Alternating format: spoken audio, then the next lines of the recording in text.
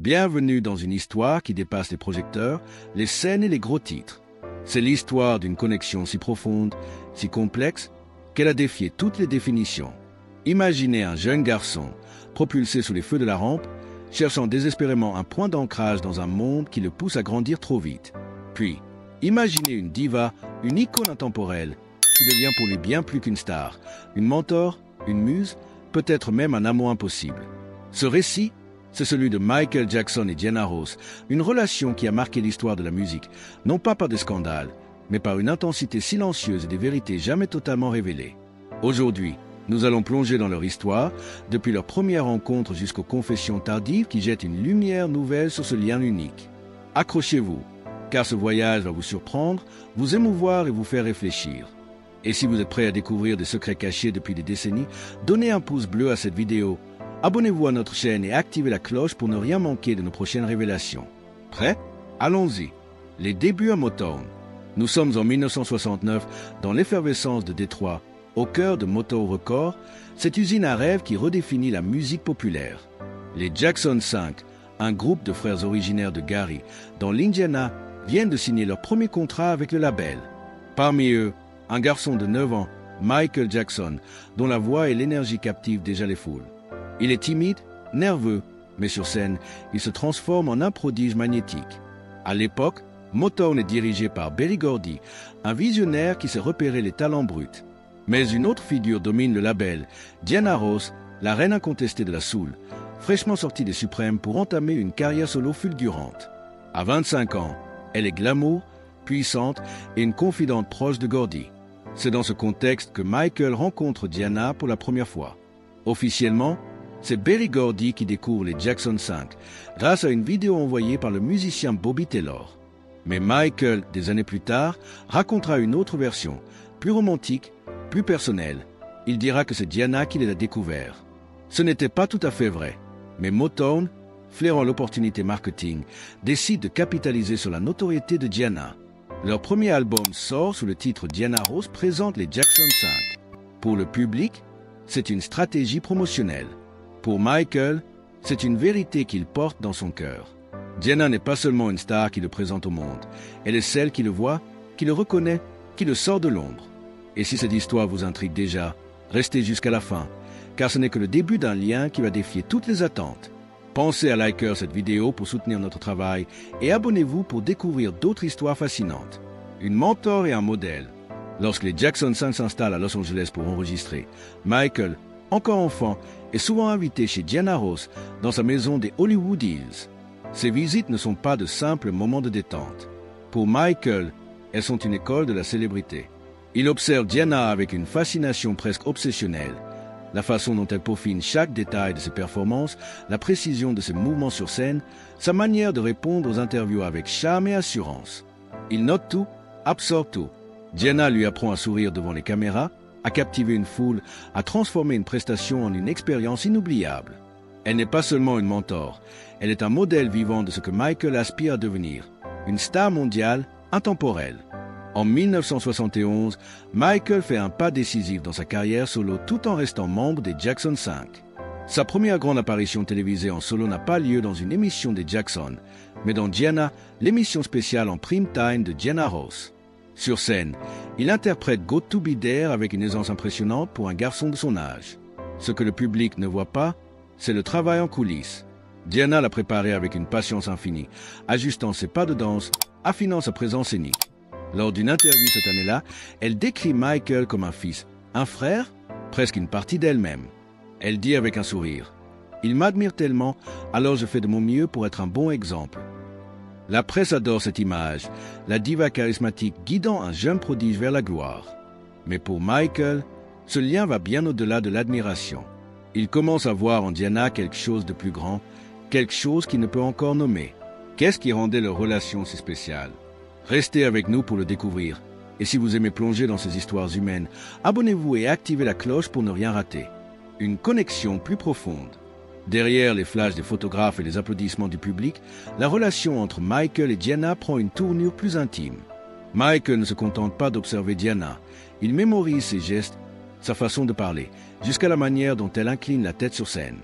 Son frère Jermaine dira plus tard que Michael vénérait Diana, la voyant non seulement comme une figure familiale, mais comme une présence presque divine. Pour le public, ils sont comme une grande sœur et un petit frère.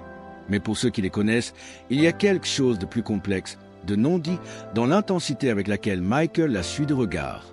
En 1978, leur relation atteint un nouveau tournant avec The Wiz, une réinterprétation afro-américaine du Magicien d'Oz.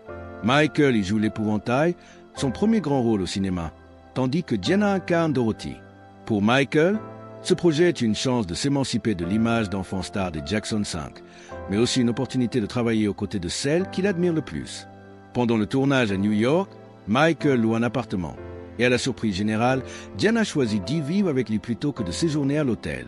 Pas de manager, pas de caméra, juste deux, partageant une routine quotidienne pendant des mois. Ils arrivent ensemble sur le plateau, dînent côte à côte, discutent longuement après les prises.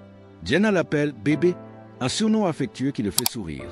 Michael, d'ordinaire si réservé, semble détendu, presque transformé en sa présence. Ceux qui les observent de près, maquilleurs, techniciens, assistants, commencent à murmurer. Il y a une intimité dans leurs échanges, une connexion qui dépasse le cadre professionnel. Mais rien n'est ostentatoire, rien n'est calculé pour attirer l'attention. Leur lien est privé, sacré. Pour Michael, alors âgé de 20 ans, Diana représente une stabilité dans un monde où il lutte pour trouver sa place. Elle a déjà parcouru le chemin qu'il emprunte et sa présence l'apaise. Pendant les pauses, ils partagent des moments rares. Michael lui fait écouter des démos de chansons, des esquisses de ce qui deviendra son album Off the Wall. Diana écoute, conseille, affine ses idées. Ces instants ne sont pas des réunions de travail. Ce sont des confessions, des fragments de vulnérabilité partagés. Qu'y avait-il vraiment entre eux? Était-ce de l'amitié, de l'admiration ou quelque chose de plus?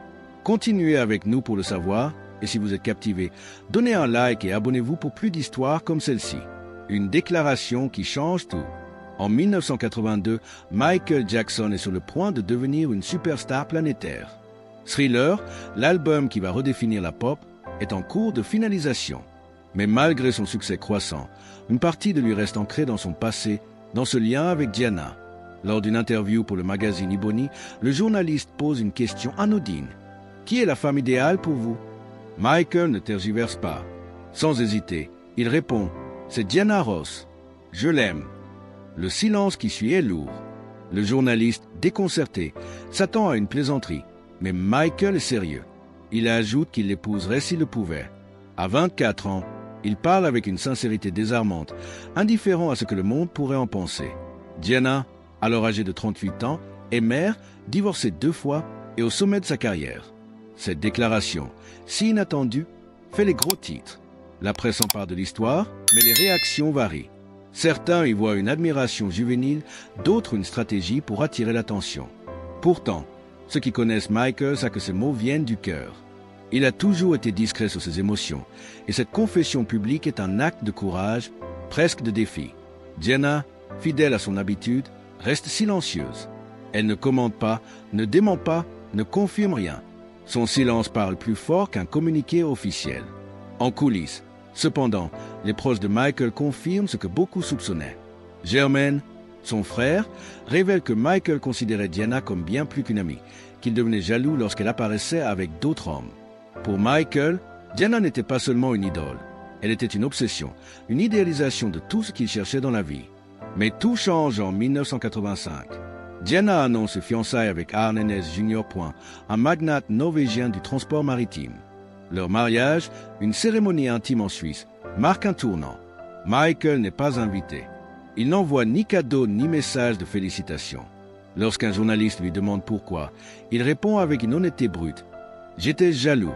J'ai toujours aimé Diana Ross et je l'aimerai toujours. » Ces mots, prononcés avec une douleur contenue, révèlent un homme brisé, non par un scandale, mais par la réalité d'un amour non partagé. À partir de ce moment, Michael se replie sur lui-même. Il annule des interviews, évite les projecteurs, devient plus introspectif. Le monde voit une superstar au sommet, mais en privé. C'est un jeune homme confronté à une perte qu'il ne peut exprimer qu'à travers sa musique. Comment a-t-il transformé cette douleur en art? Restez avec nous pour découvrir la réponse. Et si cette histoire vous touche, abonnez-vous et activez la cloche pour ne rien manquer. La musique comme refuge. La musique a toujours été le langage de Michael Jackson, le seul endroit où il pouvait exprimer ce qu'il taisait ailleurs. En 1987, il sort Dirty Diana, un titre brûlant, chargé de tension et de désir. Le choix du prénom Diana n'est pas anodin. Pour le public, la chanson parle d'une femme séductrice, une groupie fictive qui manipule les stars. Mais pour ceux qui suivent Michael depuis ses débuts, le timing est troublant. Le copyright de la chanson est déposé le jour exact du mariage de Diana Ross avec Arne Ness Jr. Coïncidence? Peu probable. Jermaine Jackson confiera plus tard que Dirty Diana était une expression de la frustration de Michael, non pas une attaque contre Diana, mais un cri face à une perte qu'il ne pouvait nommer. 4 ans plus tard, en 1991, Michael sort Remember the Time, une chanson radicalement différente. Là où Dirty Diana était sombre et passionnée, Remember the Time est douce, nostalgique, presque tendre. Le clip, somptueux, met en scène Michael dans un palais égyptien, tentant de séduire une reine distante, intouchable. Les paroles posent une question simple. Te souviens-tu? Selon des proches, cette chanson est un hommage discret à Diana, un souvenir d'un amour qui n'a jamais pu s'épanouir. Ce n'est pas une accusation, pas une plainte, juste une réflexion mélancolique sur ce qui aurait pu être. Ces deux chansons, opposées dans leur ton, convergent vers une même vérité. Diana Ross a occupé une place centrale dans le cœur et l'esprit de Michael. Sa musique devient le refuge où il peut dire ce qu'il n'ose pas exprimer à voix haute. Voulez-vous en savoir plus sur les secrets cachés dans ses chansons? Continuez à regarder. Et si vous aimez ces analyses, donnez un like et abonnez-vous pour explorer d'autres histoires derrière la musique. Le testament et le sanctuaire. En 2002, Michael Jackson met à jour son testament. Parmi les clauses juridiques, un détail attire l'attention.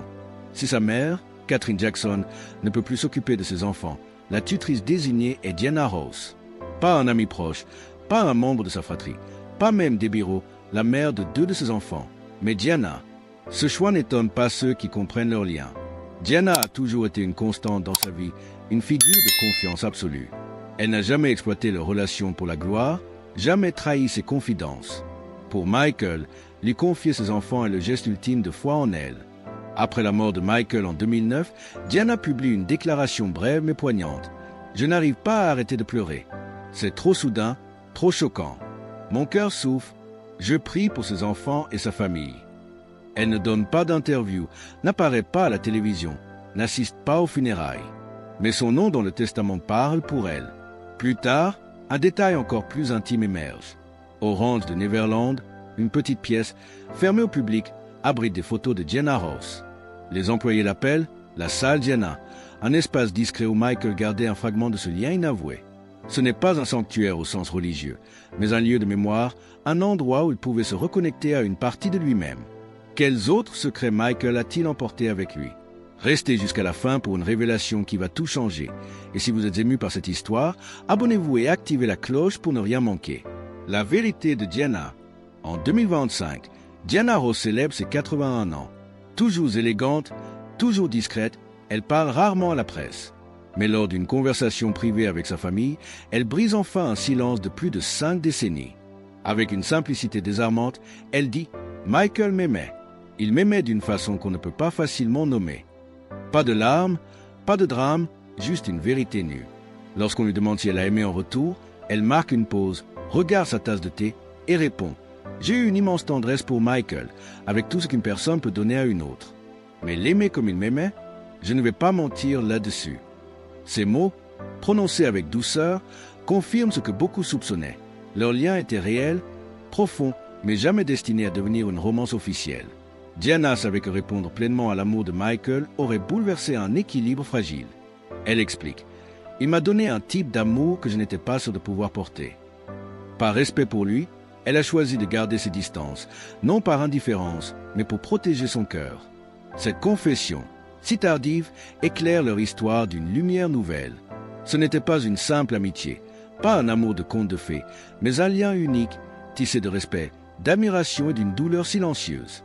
Si cette révélation vous touche, partagez vos pensées dans les commentaires, likez cette vidéo et abonnez-vous pour plus d'histoires qui dévoilent les coulisses de la musique. Un amour de la démo. Revenons sur ce voyage. De leur rencontre à Motown en 1969 à leur collaboration sur The Wiz, des confessions publiques de Michael à son silence après le mariage de Diana, de Dirty Diana à Remember the Time, Jusqu'au testament et à la salle secrète de Neverland, l'histoire de Michael Jackson et Diana Ross est bien plus qu'une anecdote de célébrité. C'est un récit humain, celui d'un amour qui n'a jamais trouvé sa place dans les conventions, mais qui a marqué deux vies à jamais. Diana, par son silence, a protégé ce lien. Michael, par sa musique, l'a immortalisé. Et aujourd'hui, grâce à ses mots tardifs, nous comprenons enfin la profondeur de ce qu'ils partageaient. Alors, qu'en pensez-vous? Michael a-t-il aimé Diana d'un amour romantique, ou était-ce quelque chose de plus complexe, un mélange d'admiration, de fascination et de rêve inassouvi? Dites-le nous dans les commentaires. Et si cette histoire vous a ému, donnez un pouce bleu à cette vidéo, partagez-la avec vos amis et abonnez-vous à notre chaîne pour découvrir chaque semaine des récits inédits qui explorent les coulisses des légendes. Activez la cloche de notification pour être les premiers informés de nos prochaines sorties. Merci d'avoir voyagé avec nous dans cette histoire extraordinaire. À très bientôt pour une nouvelle plongée dans l'univers de la musique et des émotions.